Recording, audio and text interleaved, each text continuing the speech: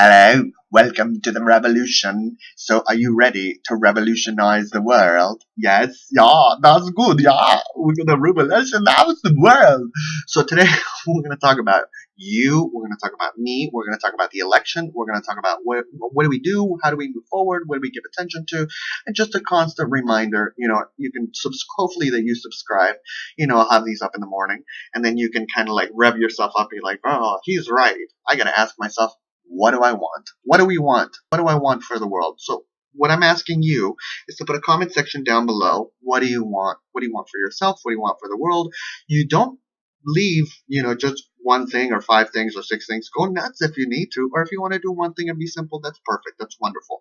But what do you want? And that's what starts at the root core of our understanding. What do we want for society? And being constantly aware of what do we want. Then we move forward into the element of gratitude.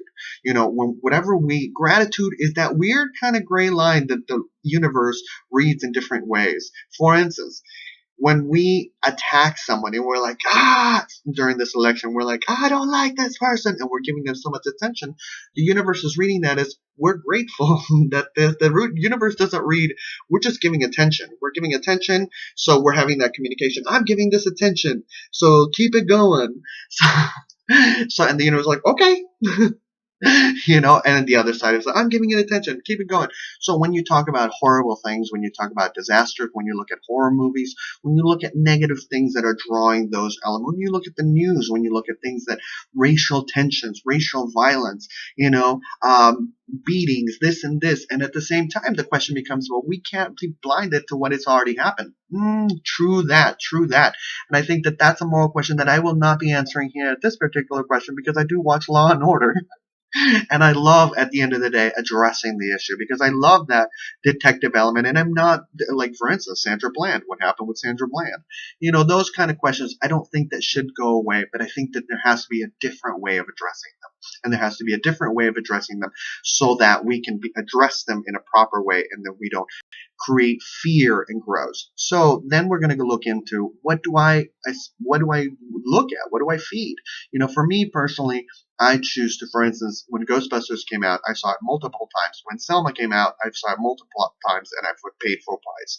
Whereas the Doctor Strange movie, I'm going to wait till it's a $3 theater, And when it comes to the Suicide Squad movie, I'm going to wait till it comes to the $3 theater. Why am I doing that? And because I'm just making a choice with my money as to what inspires society. When Wonder Woman comes out, I'm going to pay full price. When Star Wars came out, I paid full price. I might have seen it twice, full price. Because for me, my money is where it counts. And then you start, but just go throughout the day. Just go throughout the day. What do I want? What do I want?